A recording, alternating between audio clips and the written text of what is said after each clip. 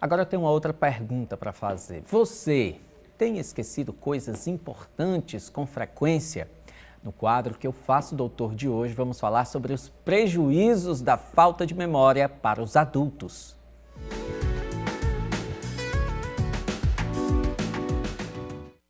Quem nos ajuda a falar sobre esse assunto, como sempre, toda segunda-feira, o Dr. Vicente Gomes, que é médico psiquiatra. Mais uma vez, seja bem-vindo. Um ótimo dia para o senhor.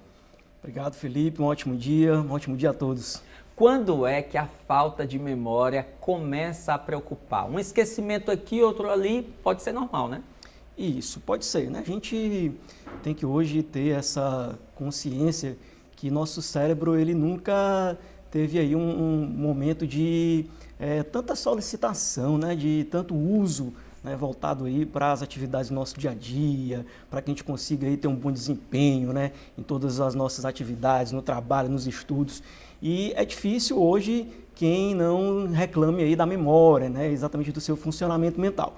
Mas é isso. A preocupação, ela tem que vir aí de acordo com a frequência, tá, desse esquecimento e daquilo que possa estar causando um certo tipo de prejuízo. A gente sabe que o quê, Felipe? Que a ansiedade e o estresse, eles estão aí como as principais causas relacionadas a esse prejuízo de memória no adulto, tá? Isso tem relação com aquela necessidade daquela hipervigilância, estímulos aí de áreas cerebrais, onde a gente vai conseguir ter aquele prejuízo voltado para aquele foco naquele momento. Isso acaba realmente gerando um comprometimento, um esquecimento. Esqueci uma chave, né, o nome de alguém, uma coisa onde eu coloquei ali um objeto. Isso, eventualidade, pode acontecer, tá? Agora, se estiver ali persistindo, estiver realmente causando prejuízos em outras áreas no dia a dia, a gente precisa investigar melhor essa situação. E parece que as pessoas nas ruas estão realmente esquecendo.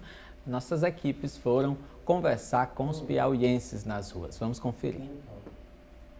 Uma vez que eu saí para a rua, fui de carro e quando eu voltei, estacionei o carro.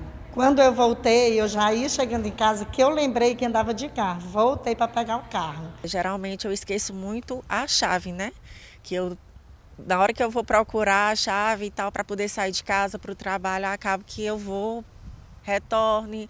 Isso, de uma certa forma, até prejudica, às vezes, um pouco, chegar no trabalho até e resolver alguma coisa, né? Assim, às vezes a gente coloca alguma coisa num lugar, você esquece, aí vai procurar e não encontra. Quanto menos esperar, é a hora que tu vai encontrar.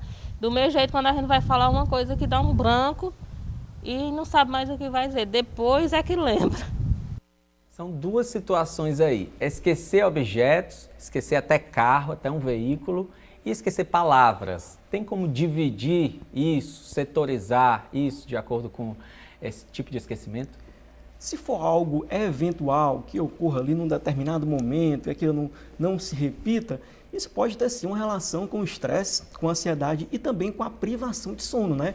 Hoje a qualidade de sono do ser humano está bem comprometida, então quando a pessoa não dorme bem, a gente acaba tendo um prejuízo ali naquela consolidação da memória, a gente tem dificuldade de focar no dia seguinte, isso pode sim favorecer esse tipo de esquecimento. Agora, quando é que a gente deve se preocupar com um problema que pode ser maior do que o estresse, por exemplo, do dia a dia que você dá uma reduzida ali no ritmo, pratica uma atividade física, torna a sua vida ali mais sustentável, mais saudável e melhora? Quando é que aquilo realmente pode ser um transtorno?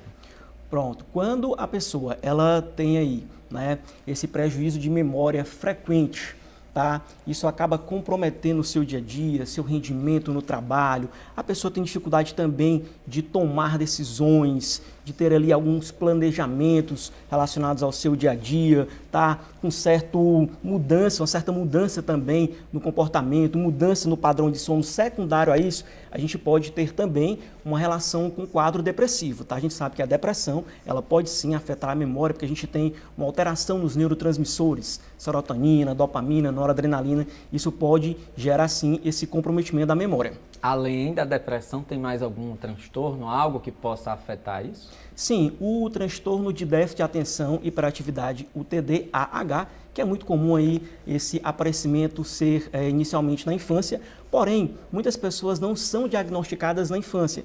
Isso acaba, às vezes, aparecendo e comprometendo a pessoa lá na vida adulta, tá?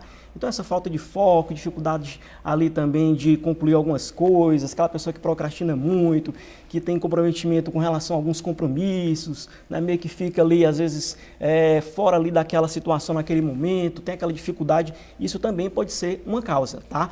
Uma outra situação também que tem uma relação íntima com prejuízo de memória são os medicamentos, tá? Alguns remedinhos que às vezes as pessoas usam ali, relaxante muscular, para ansiedade, para melhorar o sono, isso pode também comprometer bastante a memória. A automedicação, mais uma vez, aí prejudicando a nossa vida. Agora, tem algum exercício para a memória? Algumas pessoas dizem que fazer palavra cruzada, ler até, podem ajudar. Isso faz sentido, doutor? Qual a dica que o senhor passa? Tá, importante a gente primeiro falar daquelas dicas gerais. Uma melhora no padrão de sono, uma boa alimentação, né? Evitar aí os excessos de açúcares, de gorduras, tá?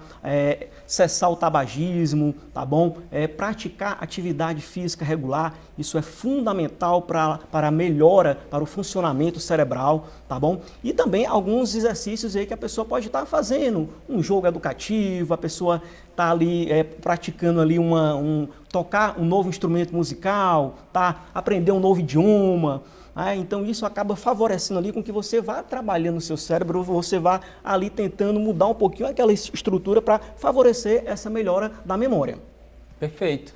Dicas então do Dr. Vicente Gomes, médico psiquiatra, que está toda segunda-feira aqui conosco no quadro Que Eu Faço, Doutor.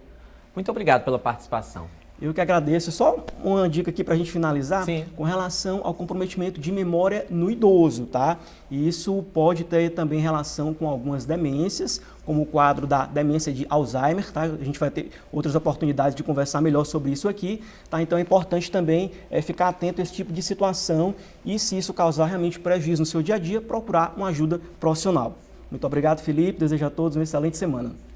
Que assim seja, doutor. A gente que agradece pelos seus conhecimentos, suas informações compartilhadas. Um abraço.